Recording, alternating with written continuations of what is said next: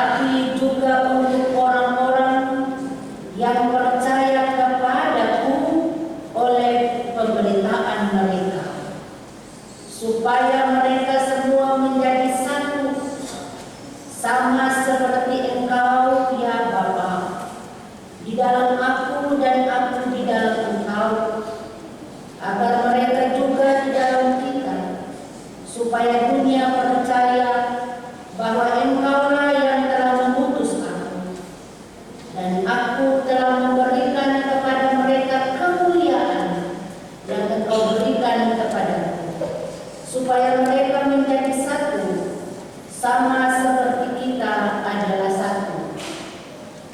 Aku di dalam mereka dan Engkau di dalam aku, supaya mereka sempurna menjadi satu, agar dunia tahu bahwa Engkau yang telah mengutus aku dan bahwa Engkau mengasihi mereka sama seperti Engkau mengasihi aku. Demikianlah bagian firman Tuhan. Bapak Ibu yang dikasihi dan diberkati Tuhan, di hari ini sebagai rumah besar yang ada di tanah Papua, Gereja Kristen Injili bersyukur dan menyatakan terima kasih Tuhan atas penyertaan-Mu, atas kasih-Mu yang nyata dalam gereja GKI di tanah Papua ini, sehingga kami boleh diizinkan Tuhan untuk menyaksikan, memuliakan kebesaran, keagungan Tuhan. Dari bagian firman Tuhan ini, Yohanes pasal 17 ayat 20 sampai ayatnya yang ke-23 diberikan tema kita mendapat tempat dalam doa Yesus. GKI di tanah Papua mendapat tempat dalam doa Yesus. Setiap anggota jemaat yang ada di GKI di tanah Papua mendapat tempat dalam doa Yesus. Bapak, Ibu, dan saya mendapat tempat dalam doa Yesus.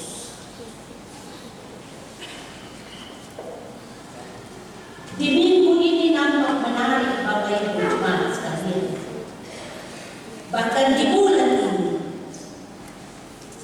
kita baru saja melewati bulan Bina Keluarga.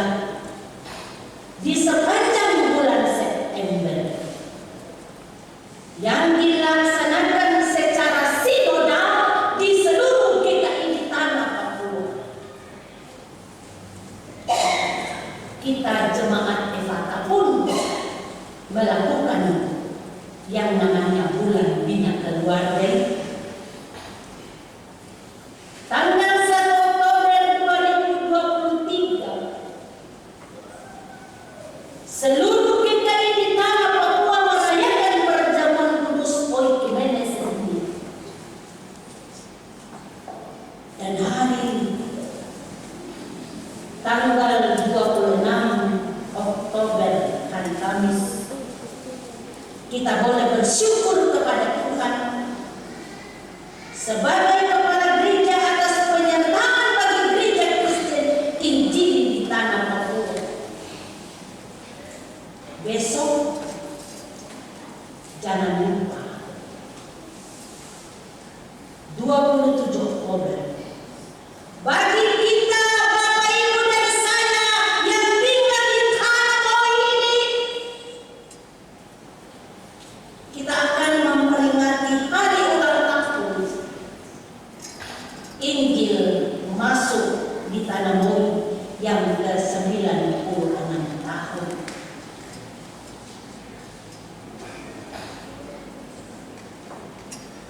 Hari ini kita memasuki minggu ke-43 2020. Kita sekarang berada pada minggu keempat bulan Oktober. Triwulan keempat atau triwulan terakhir dalam pengembangan pelayanan ibadah-ibadah di lingkup GKI di Tanah Papua.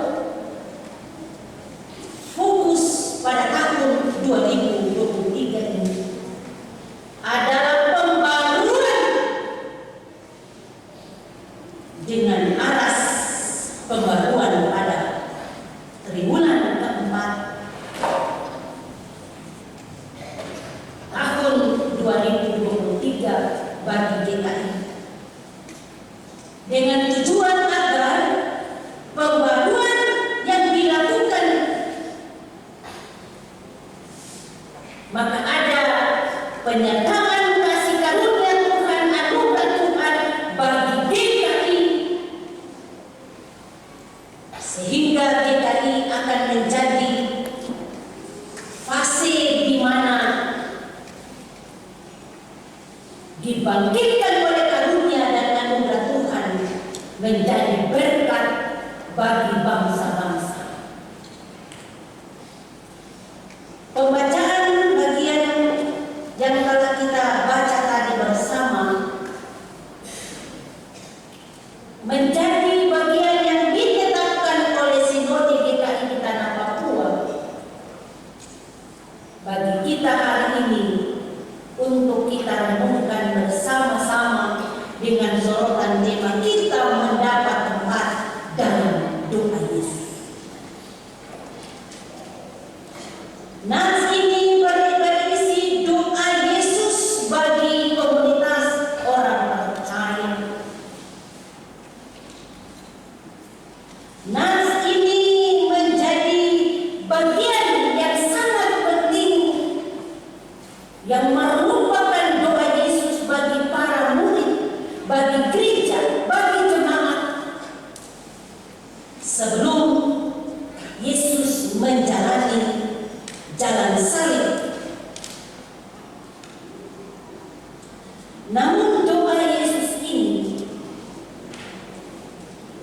dijadikan juga sebagai dasar gerakan oikumenes sedunia, termasuk di Indonesia dan GKI di Tanah Papua. Tetap mengandung arti yang penting untuk tidak harus digumuli dan dimaknai dalam pelayanan dari pemberitaan gereja. Bapak Ibu, Injil Yohanes pasal 17 ayat 20 sampai ayatnya yang ke-23 ini adalah bagian dari doa Tuhan Yesus kepada Allah sebagai Bapanya, di mana doa tersebut dilakukan Yesus sebelum Ia ditangkap dan menjalani peristiwa salib. Sehingga kalau kita belajar dari ayatnya yang pertama sampai ayatnya yang ke-26, di situ akan kita mendapatkan beberapa isi doa Tuhan. Yang pertama, Yesus mendoakan murid-muridnya. Dia berdoa supaya mereka kuat dalam menghadapi segala situasi dan kondisi. Dia berdoa supaya mereka tetap tenang. Dia berdoa supaya dalam masalah persoalan mereka tetap sehati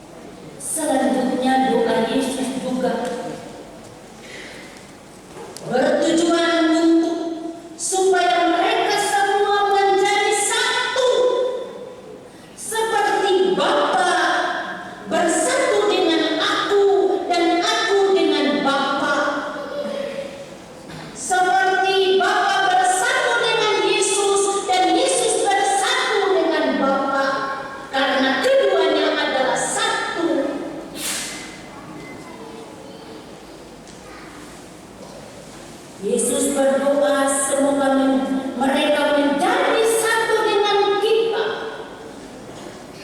supaya dunia percaya bahwa Bapa yang mengutus aku. Ini suatu penekanan, suatu permintaan Yesus kepada Bapa.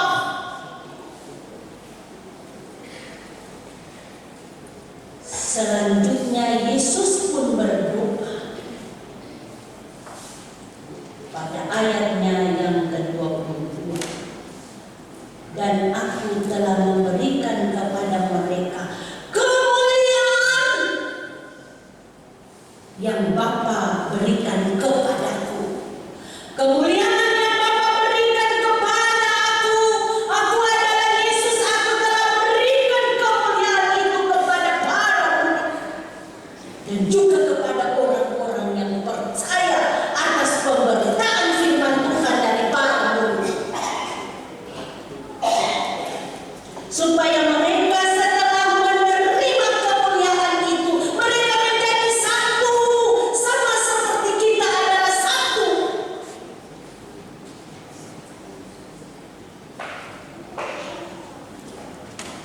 Yesus juga berdoa demikian, Bapak Ibu Jemaat. Aku di dalam mereka dan engkau di dalam aku, supaya mereka sempurna menjadi satu, sama seperti kita adalah satu. Maka dunia akan tahu bahwa Bapa yang mengutus aku dan bahwa Bapa mengasihi mereka seperti Bapa mengasihi aku. Permintaan Yesus kepada Bapa ini, kalau kita bisa menyatakan suatu pengakuan, kurang baik apa lagi Yesus di dalam mengasihi umat kepunyaannya.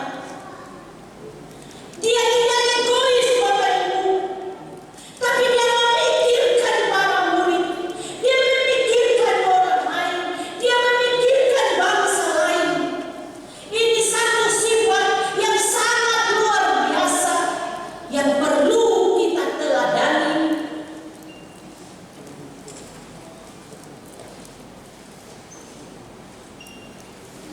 Timbul pertanyaan, apakah dalam doa pribadi-pribadi kita pun melakukan hal yang sama seperti Yesus? Kita berdoa untuk orang lain, kita berdoa untuk bangsa lain, kita berdoa untuk pergumulan-pergumulan orang lain. Ataukah kita itu hanya berdoa untuk kita, berdoa untuk keselamatan kita, berdoa untuk kepentingan kita?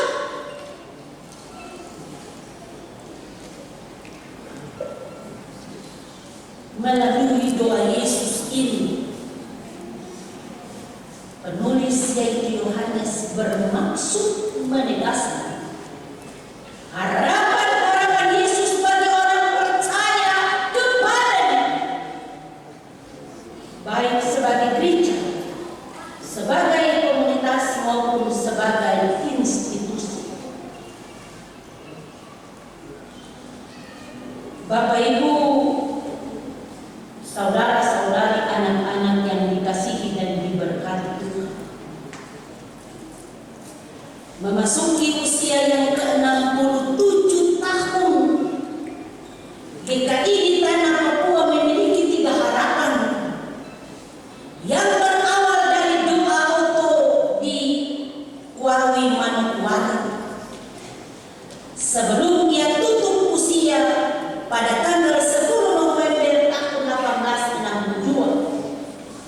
Ia mempunyai harapan agar di sorga ia akan dapat berjumpa dengan satu jiwa dari orang Papua.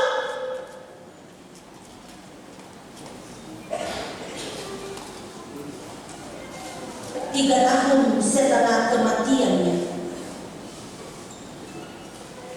lahirlah 3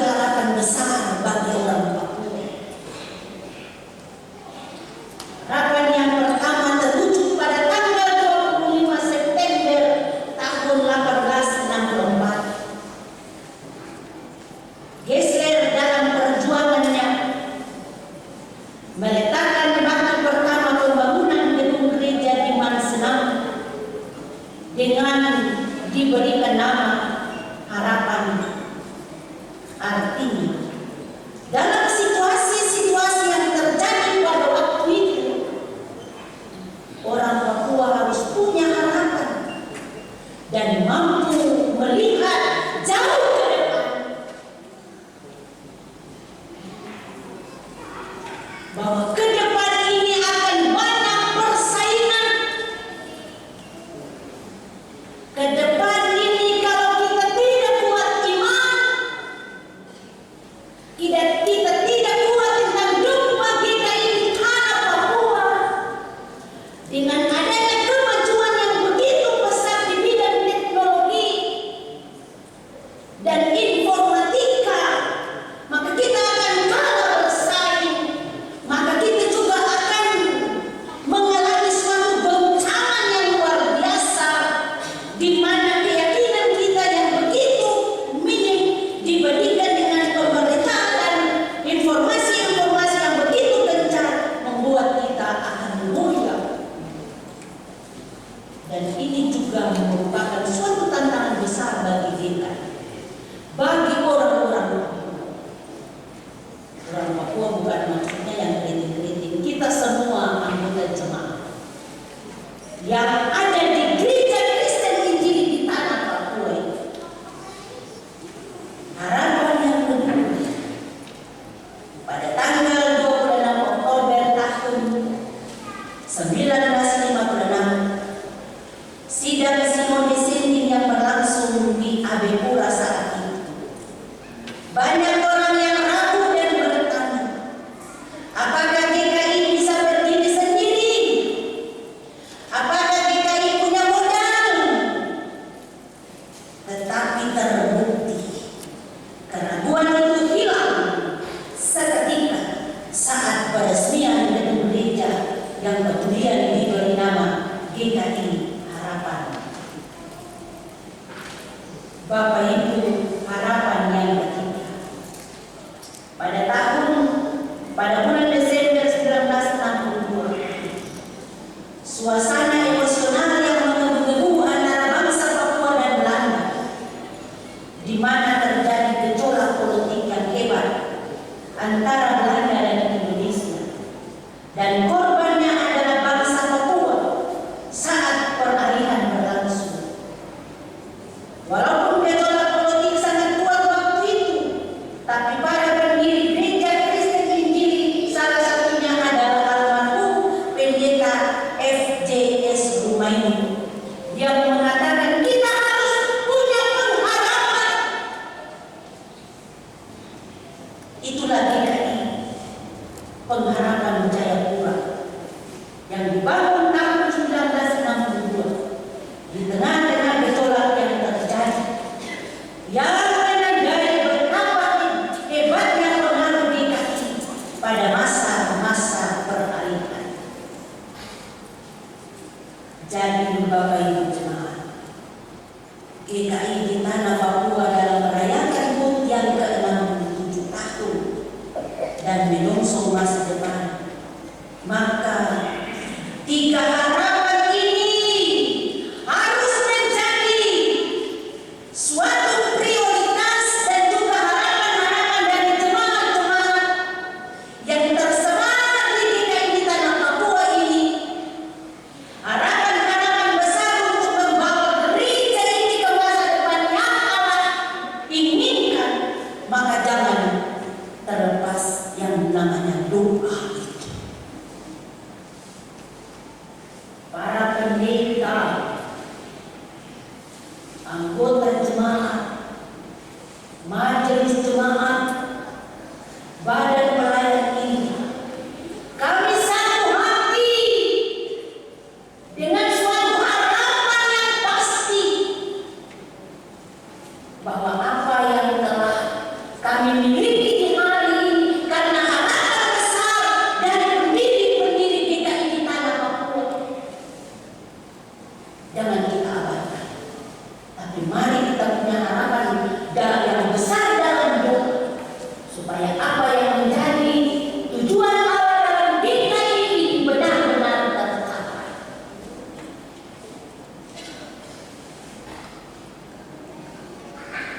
sehingga apa yang dinyanyikan oleh masing-masing rayon dari rayon 4 yang bilang bagaimana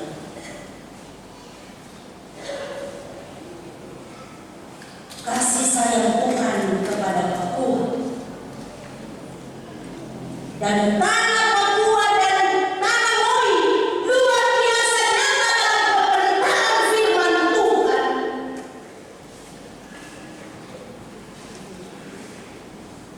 Rayon 3 bilang bagaimana? Karena kasihnya yang besar, sayangnya yang besar, mereka berkata Yesus baik, baik buat saya. Ku tak dapat membalas kasih-Mu, oh Yesus. Rayon 2 bilang, karena kami tidak bisa membalas kebaikan-Mu, maka kami menaikkan puji dan sembah hanya pada Tuhan saja, tidak ada kepada yang lain.